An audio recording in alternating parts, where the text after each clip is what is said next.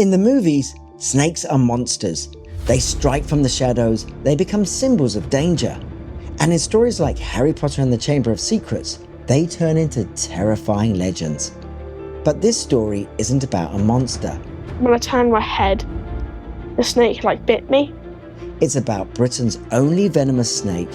Her kidneys were stopping working, her organs were starting to shut down. A child who nearly lost her life. They couldn't find a pulse, then they called a crash team. And the thin line between fear, survival, and understanding. Children can often be more worstly affected because they're just smaller. I'm going to meet Lily and her family, speak to the experts, and uncover what really happens when a rare encounter with an adder goes wrong. Because the adder may be Britain's most feared reptile, but it may also be one of its most misunderstood. My name's Nicholas Daines. I make my living as a stuntman in the movies, facing monsters and imagined danger every day. But here's what you don't know. I'm not just a stuntman. I use these skills to explore the wildest places on Earth to find the real creatures that inspire the legends. There are 3 African lions right below me. The monsters we fear, the beasts we love, they all come from nature. And I'm on a mission to show you the real animals behind the fantasy. Out here, the stories aren't scripted and the creatures are real. Hello. It's nice of you to join us. In this series, I travel across the planet to uncover the places where humans and wildlife coexist. Not in theory, but in practice. That was the most incredible experience of my life. Each destination tells its own story of survival, of the people who dedicate their lives to protecting our planet's most extraordinary animals. Together, we'll discover what it takes to keep the wild alive in a world that's constantly shrinking, where every day is a battle for balance and every encounter is a reminder that the wild still has a voice. So come with me. For centuries, the snake has carried a reputation far bigger than itself. In myths, stories and films, it often appears as a warning, a shape in the grass, a movement in the shadows, something we are told to fear. But here in the UK, that fear has a real name. The adder, Britain's only venomous snake. Small, secretive, almost invisible when it wants to be. Most of the time, it avoids us long before we ever see it. But if that space is crossed too quickly, instinct takes over. A bite from an adder is rare. Fatalities are rarer still. But rare doesn't mean harmless. We were about 3 miles down the river and we decided we're going to stop, have a little break. Before you know it, my mate went up and I'm doing like a can-can in the sense, and then my foot's up, I've noticed the snake falling from my ankle. When it bit, obviously, that's when it's caught my attention because I felt something. And I've jumped up and it's fallen, and that's when I've noticed the snake's coming off my ankle, and I was like, I've just been bit. Did you know it was an adder? Yeah, as soon as I see the pattern on it, I straight away. You recognise an adder? Yeah, from the diamond shape on its back, and I see that pattern. What did it feel like to be burning? For the adder, venom is survival. For a human, it can become an emergency. And somewhere between fear and understanding, we begin to see the real animal behind the reputation. Here in the UK, this story feels especially close to home. I've spent a lot of my life working in film and television, surrounded by creatures built from imagination. Monsters, serpents, and fantasy animals designed to make us feel something. So I'm going face to face with a reptile that was certainly an influential contender for the basilisk serpent in Harry Potter's fantasy realm. People are always asking me, am I ever afraid when I'm performing the stunt action on my film and television projects? And the truth is, sometimes I am, but I have to face my fears every single day. But in my world, fear is something you learn to understand. You respect the danger, you prepare for it, and then you step closer. And that's what this story is really about. A young girl who came face to face with Britain's only venomous snake, and a chance to understand the animal behind the fear. A near-fatal snakebite at a popular nature reserve has raised questions about safety protocol and visitor awareness. I'm going to investigate what happened to 11-year-old Lily Lythgo and speak to her family about their experience. So we were on this like trail at Finger and Howick, and we were like walking because there's like this adder trail to like find these boards for adders, and we were looking around trying to find the adders and like do the questions.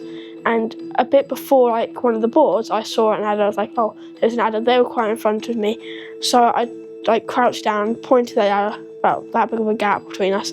When I turned my head, the snake like bit me on my finger.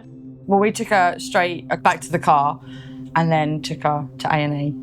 And by that point, it was obviously swelling up and it was going purple and she was in quite a lot of pain. And then she just started being violently sick everywhere. So they rushed her from like the main A&E bit straight through to the children's. And then she collapsed on the floor. So like, I had her on the floor and they brought in all the doctors and then they took her in and said that her kidneys were stopping working, her organs were starting to shut down, they couldn't find a pulse. Then they called a crash team and then there was just Lily laying there with just a mass of people all around her and they were trying to get anti-venom, they were jabbing her with adrenaline. They then got the anti-venom and gave her, I think, 2 shots of that. She had like a little gas mask on. They were putting lines all in her arms. Adder bites in the UK are rare.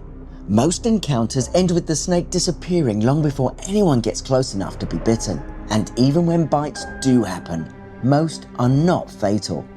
In fact, recorded deaths from adder bites in Britain are exceptionally uncommon, with only 14 deaths recorded over a 100-year period in one major medical review.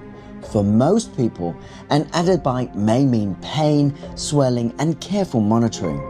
But in severe cases, the body can react quickly and treatment becomes urgent.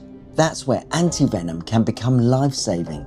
But anti-venom is not a simple cure-all.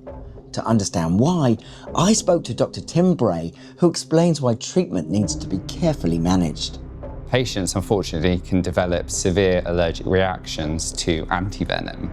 So if we do decide that's the right treatment for the patient, they need a lot of cardiac monitoring and supervision to make sure they stay safe. Some patients will make swift recovery because they haven't had massive complications. It's kind of localized to the area of the bite. Those patients who have needed anti-venom, supportive treatment around compartment syndrome or organ support might suffer for weeks, months afterwards. So where it had bit me, there was like this purple dot of like venom and my finger was swollen, like about, it was like 2 times the size, and all on my arm to see the whole mark of venom. It was just panic because I didn't really know like what to do. Luckily it let go because if it hadn't have done, I don't know what I'd have done. Yeah, it was just panic. It's really important you know what to do if you do get bitten by an adder. If you panic, blood will pump around your body and any venom injected into you can spread around and start damaging your tissues or your organs. It's really important to try and keep the limb below the level of your heart because again that kind of prevents the flow of venom around your body. Do not try and squeeze or suck or cut out the venom. And finally, try and definitely don't try and catch the snake. What we will do is firstly make a quick assessment of around how severe your reaction is. Some patients will just be suffering from the local bite, and that can cause stinging, inflammation, where the venom has gone in and started damaging the tissues. But some patients can develop severe symptoms. Children can often be more worstly affected because they're just smaller. So the dose of venom injected is proportionately bigger than to maybe a large adult. Lily was quite a fearless child. She always had been. She is now more fearful of anything that she hasn't done before, even just eating new foods as well. She gets a bit anxious because obviously she went into such severe anaphylactic shock with it. So yeah, she is a lot more fearful than she used to be. Fear doesn't always end when the danger is over. For Lily, the bite didn't just leave a mark on her body, it changed the way she moved through the world. And that's where snakes have always had such power in cinema. In films like Snakes on a Plane, the fear is immediate. The snakes are everywhere, the panic spreads, and suddenly there is nowhere safe to go. Films like Vipers and Anaconda take that same fear and make it bigger, faster and more aggressive.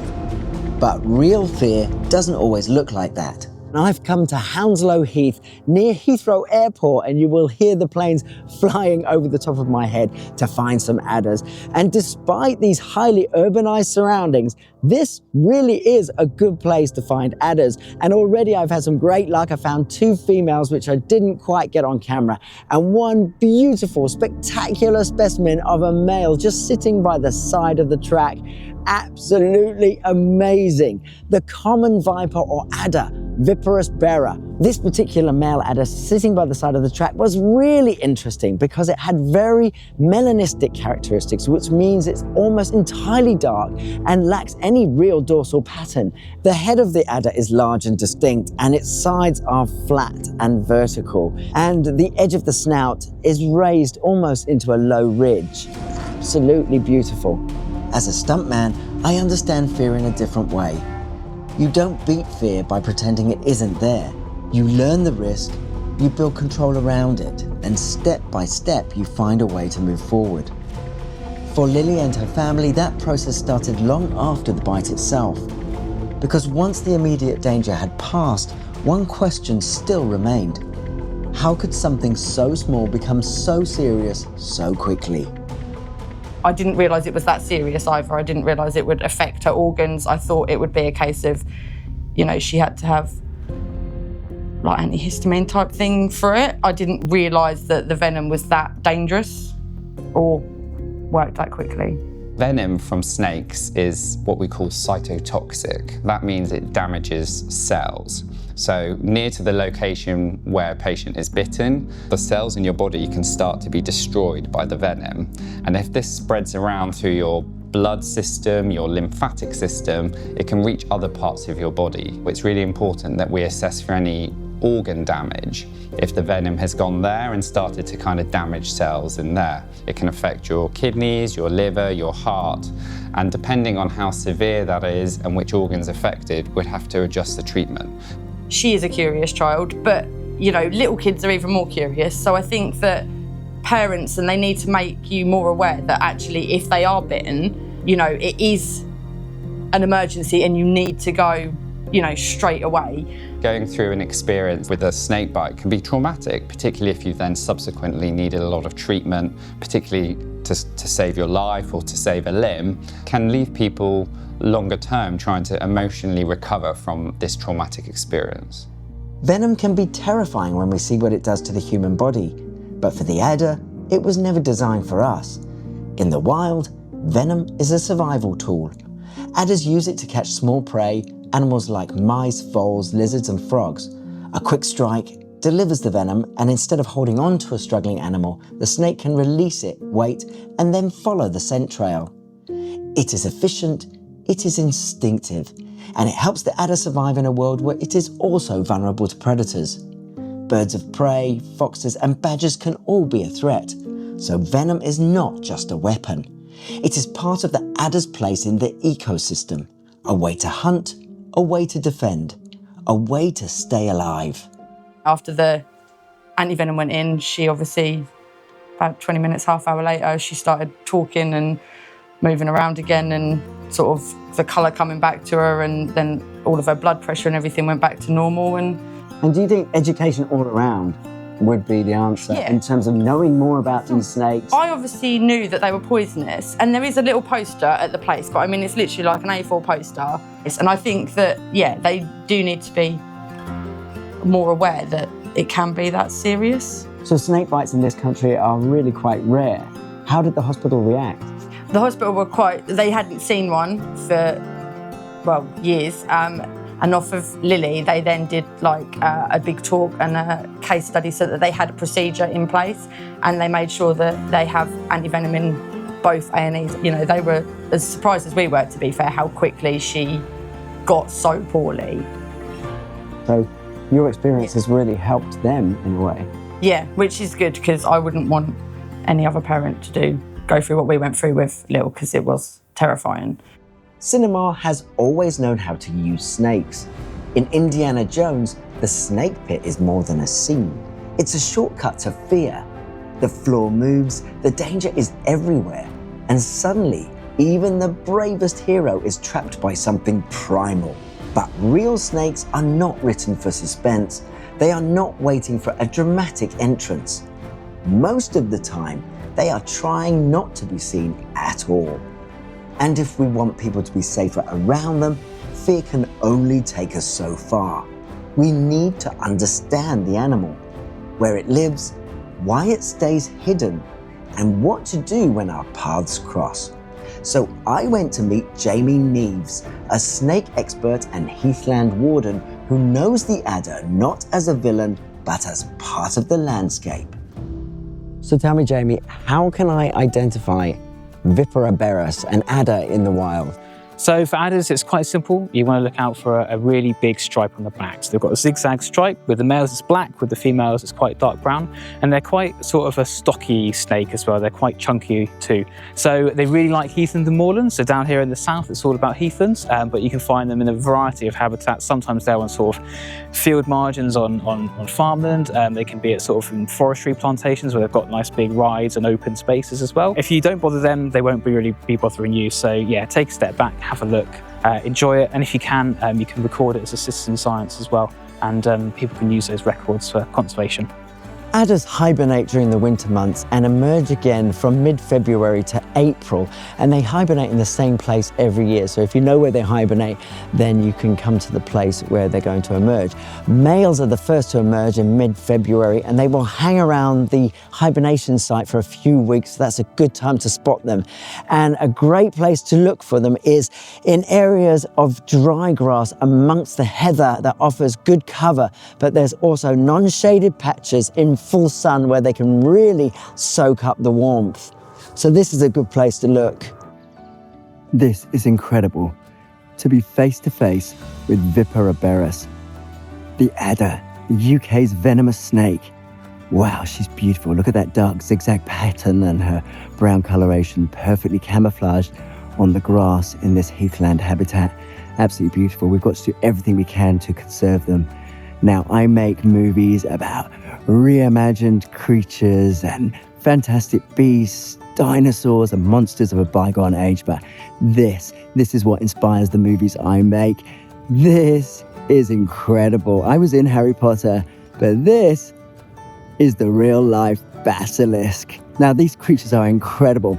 They've got a specialized organ in their head called Jacobson's organ, which has specialized receptors that allow it to detect scent molecules in the air. So she can definitely sense me and taste me on the air. And she's being absolutely incredible. What a specimen. And you can hear the planes going overhead from Heathrow. So they're perfectly adapted to this urban environment on this piece of heathland here in the city of London.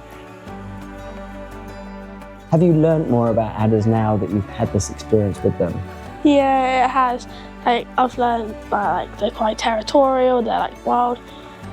If you see one, just leave it be. How would I minimize the risk of being bitten by an adder in the wild, in places where they're present? Yeah, absolutely. For places like Lowland Heath like this, it's quite easy. Just sort of stick to the paths and the main tracks, and just to sort of be aware of your surroundings. If you're having a picnic and you're putting your rug down, just have a little look around what's around you first. Jamie, help me understand the adder as it really is. Not a monster, but a wild animal that needs space and respect. But for Lily, the fear was no longer only about adders. One snake becomes every snake. So the next step was not about facing danger. It was about creating a safe experience. For Lily, that meant meeting a calm, non-venomous corn snake and seeing whether fear could begin to change shape. So I have here a corn snake that Lily is going to hold, and hopefully she'll be able to overcome her fears. This is an absolutely beautiful specimen. Pantherophis guttatus, that's its Latin name. And normally these snakes are brown and red, although this one is a snow corn snake, so it has the albino in it, which gives it that very pale color. And they last for about 23 years. That's how long they can live. So they live a long time. These are the animals that inspire the creatures that I'm fighting in the movies I make. And it really reminds me of Harry Potter with the basilisk and all the snake references when I was making those movies, and I really think it's quite poetic that I get to experience wildlife, and then on screen it's all about the fantasy creatures that are inspired by these guys. And it's absolutely beautiful to be so close and have this encounter with such an amazing animal.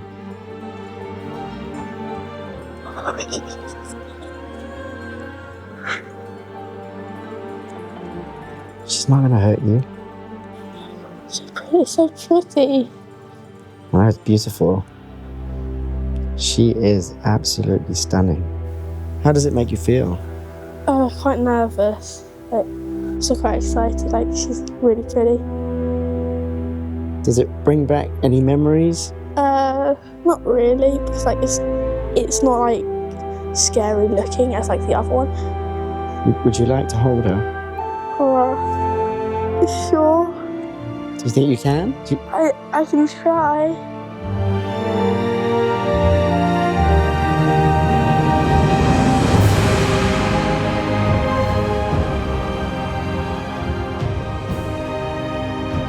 When I was younger, when I was like 8 or 7, I really wanted a snake. Like, I've always wanted a snake.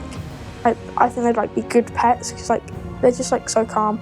Then like after I got bit, I was like, oh, I don't really want a snake anymore. Like, they're scary. Like, what if I get bitten again? Like, I have to go back to the hospital. And, like, this time they can't actually like save me. And I was just completely worried. But like after that, like, I'm like, oh, like not all snakes are bad. I was like, yeah. Snakes have always lived somewhere between real and the imagined. In ancient myth, they become symbols of danger, power, and transformation. In Clash of the Titans and Percy Jackson, Medusa's serpents turn fear into something almost magical, a curse you cannot look away from. And in Harry Potter, the basilisk takes that same ancient fear and makes it cinematic. Hidden beneath the school, deadly, mythical, a monster born from the way humans have imagined snakes for centuries. But after meeting Lily, Jamie, and the animals themselves, the real story feels very different. The adder is not a creature from myth. It is not a monster waiting in the grass. It is a native species trying to survive in the small wild spaces we still leave behind. Lily's story reminds us that respect matters. Jamie's work reminds us that education matters. And the adder reminds us that fear is only the beginning of the story. Because when we understand the animals we fear, we don't make them less wild. We simply learn how to share the world with them.